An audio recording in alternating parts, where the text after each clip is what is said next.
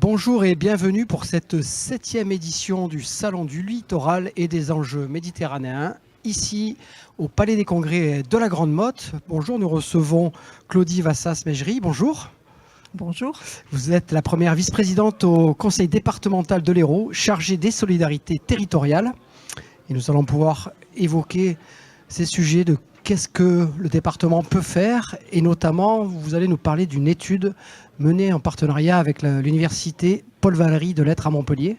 Expliquez-nous un peu de quoi il en retourne. Donc bien souvent, on parle du département par rapport à son rôle d'accompagnement des collectivités pour ériger des digues, pour modifier des routes, planter pour protéger le littoral, éviter la dégradation de ce littoral. Et aujourd'hui, on va parler un petit peu d'autre chose, tout ce qui touche peut-être le niveau social et les gens qui vivent près de ce littoral. Et effectivement, nous avons un doctorant actuellement au département qui s'appelle d'ailleurs Guillaume Coulet, et nous travaillons avec lui et avec un laboratoire à l'université Paul Valéry et l'EID pour modéliser certaines choses et mieux repérer d'une manière globale les vulnérabilités dues à cette érosion du littoral. Lié au réchauffement climatique, sujet ô combien important en ce moment, que vous avez pu développer. Ça a donné quoi alors en fait, Guillaume Coulet a croisé des données issues de sa thèse et du laboratoire auquel il appartient et d'une étude de l'EID qui démontre que dans les 50 ans à venir, évidemment, il y aura un nombre de communes relativement important qui seraient touchées. Bon, je mets au conditionnel parce qu'on n'est jamais complètement sûr des évolutions et du délai de l'évolution, parce que parfois on s'aperçoit que ça va même encore plus vite. Donc dans cette étude, eh bien, le trait de côte évoluerait et mettait en péril environ 330 communes à l'échéance de 2050. Et à l'échéance de 2100, ça serait plus de 6000 logements, 330 logements 2050 et 6000 logements en 2100, ce qui est quand même énorme. Ce qui est énorme, donc l'entente interdépartementale pour la démonification, vous travaillez avec. Vous avez des localisations, on sait où c'est que ça va se passer, cette problématique? On sait que les zones les plus touchées le plus rapidement seront les zones situées sur la Hérault-Méditerranée, vers Agde, Vias, tout ce secteur, et ensuite tout ce qui est étang de l'Or également. Et ensuite, à l'échelle de 2100, les 6000 logements, et bien là, ça sera l'ensemble de la côte qui sera touchée. C'est dire l'importance du sujet et la nécessité à la fois d'anticiper. Et vous, conseil départemental, vous allez vous intéresser aussi aux personnes et pas seulement à ces maisons, à toutes ces habitations du littoral qui vont être touchées par la montée des eaux. Oui, voilà, il y a eu des données justement qui ont été croisées qui démontrent voilà, où on est un peu plus fin sur la connaissance des populations qui vivent là, et on s'aperçoit que les populations vulnérables seront très touchées. Et là, on arrive au cœur des compétences du département. On sait que les personnes de plus de 65 ans, donc d'un certain âge, seront touchées. Elles se trouvent plutôt, je dirais, à l'est de la côte héroltaise, et les personnes en grande vulnérabilité, il y en a partout, en précarité plus économique, mais il y en a aussi beaucoup vers le secteur d'Agde et le secteur ouest. Donc ce sont des gens qui sont souvent déjà en difficulté, ce sont des secteurs qu'on connaît déjà, mais qui vont se retrouver confrontés à des problématiques qui vont les toucher de plein fouet, d'autant plus quand on est dans des situations fragiles, on aggravera fortement ces fragilités. Et puis il y a cette double phénomène, l'attirance pour le littoral, on ne voit pas forcément les risques. Comment ça se passe? C'est pour ça qu'au-delà de cette étude, et ce qu'on essaie de faire depuis plusieurs années, c'est tout ce qui est sensibilisation. Et là, c'est un pan important de notre stratégie Hérault-Littoral. La sensibilisation, que ce soit y compris des élus, des populations et des publics fragiles également, et peut-être citer des actions qui ont lieu dans le domaine de l'environnement par rapport aux bénéficiaires du RSA qui sont relativement nombreux sur la côte et qui sont accompagnés par des associations spécialisées pour mieux connaître ces risques littoraux, y faire face et être sensibilisés à ces enjeux environnementaux. D'accord. Cette sensibilisation, elle va passer aussi par des outils que le département promeut.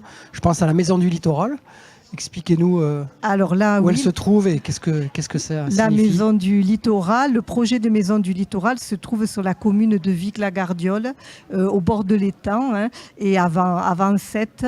Et c'est un ancien mas qui va être réhabilité. Donc il y avait un projet assez conséquent qui a été présenté aux populations et aux élus. Et il y a eu toute une concertation et le département s'est adapté, a tenu compte de la concertation puisque nous avons revu l'ambition de ce projet de maison de l'environnement pour mieux protéger le secteur. Et cette maison de l'environnement se recentre maintenant sur un projet plus scientifique et pédagogique à destination des scolaires et à destination des chercheurs. D'accord, parce que le département a été à l'écoute par rapport au projet initial. Il y a eu un débat public, un garant. Expliquez-nous comment ça s'est passé cette il y a eu expression de démocratie directe presque. Le département a choisi de nommer une garante du comité national du débat public, donc une dame qui a fait un travail important. Donc elle ne se prononçait pas sur le fond du projet, mais regardez bien, contrôler que le débat avait bien lieu et dans de véritables conditions de concertation. À l'issue de toutes ces réunions publiques, etc., des ateliers, de nombreux ateliers, on a eu beaucoup de participants. Elle en a tiré un bilan et où elle a fait certaines recommandations et nous avons suivi une grande partie de ces recommandations, notamment en recalibrant le projet, mais en maintenant l'intérêt scientifique et pédagogique qui nous semble important dans cette période de changement climatique. Avec une forte mobilisation, 800 personnes, 117 contributions. Voilà. Il y avait des inquiétudes quand même. Oui, des grosses inquiétudes, y compris sur le fait de faire venir encore plus de touristes sur ce site fragile durant l'été, avec parfois des routes où les gens craignaient qu'on coupe des routes. Donc il y en a qui vont travailler, ils ne sont pas qu'en vacances dans ce secteur.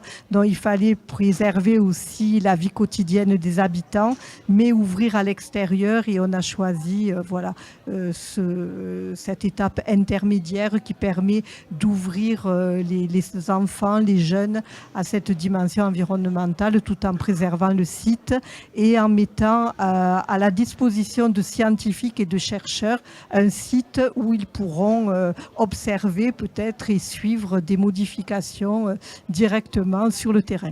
Sur le terrain. Voilà. Un autre terrain d'observation et de sensibilisation que vous soutenez, que vous mettez en place, c'est les observatoires citoyens du littoral. Je crois que plusieurs communes sont concernées. Un outil participatif. Expliquez-nous en quoi cela consiste.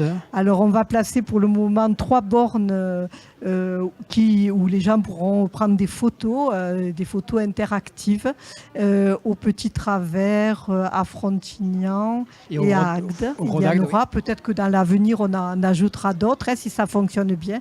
Mais du coup, ces photos seront envoyées, elles seront géoréférencées et les personnes pourront se rendre compte de l'évolution du trait de côte à partir de leurs photos. Et donc, ça concourt aussi à sensibiliser la population à ces risques que nous allons connaître dans les années à venir. En fait, ils vont pouvoir s'imaginer et se dire, là, ça augmente, là, la plage a reculé, c'est ça? Oui, voilà, et puis se dire que quand des mesures sont prises, c'est pour aller, ce n'est pas pour pénaliser les personnes qui ont accès à la plage, mais c'est pour protéger et justement préserver les vacances, souvent des gens qui viennent sur place nous rendre visite ou qui vivent sur place.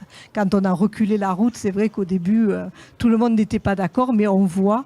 Moi, je suis allée il y a peu de temps sur une autre côte. Je me suis dit, dans l'Hérault, c'est quand même mieux parce qu'on voit les effets de ces modifications. Ça apporte quand même une protection au littoral.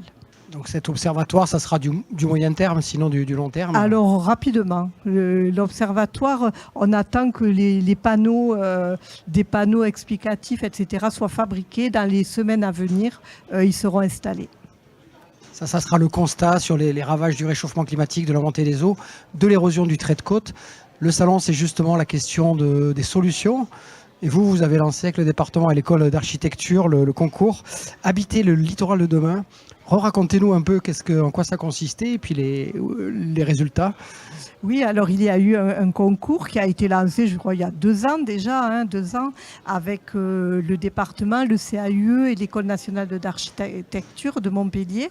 Il y a eu de nombreux candidats et le lauréat, il y a eu des jurys, des présentations de projets très intéressant, très diversifié, très intéressant, où certains... alors c'était sur un site particulier, c'était sur le site des Hyères à Frontignan, un endroit où il y a d'anciennes cuves, enfin voilà, qui est connu par sa fragilité, il y a déjà des étangs dessus, dont certaines ne construisaient plus, d'autres construisaient puis démolissaient, enfin voilà, il y avait des petites cabanes, il y avait des choses sur pilotis, en pierre, en bois, démontables. Ils ont fait preuve de beaucoup d'imagination et c'était très intéressant. Et l'équipe qui a été choisie, OIAP, voilà, on a fait une maquette à partir de leur travail, puisqu'il y avait des planches aussi très bien faites. Les participants ont fabriqué des planches avec toutes les explications.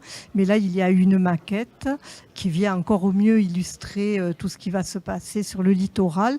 Et cette maquette voyage un petit peu partout dans le département et permet d'illustrer là aussi les risques climatiques et de sensibiliser la population.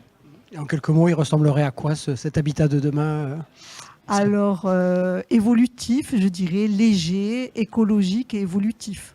Et en hauteur aussi peut-être. Et pas très dense, parce qu'il vaudra mieux, je pense, se reculer quand même, que plutôt de se rapprocher trop de la mer dans les années à venir. Super.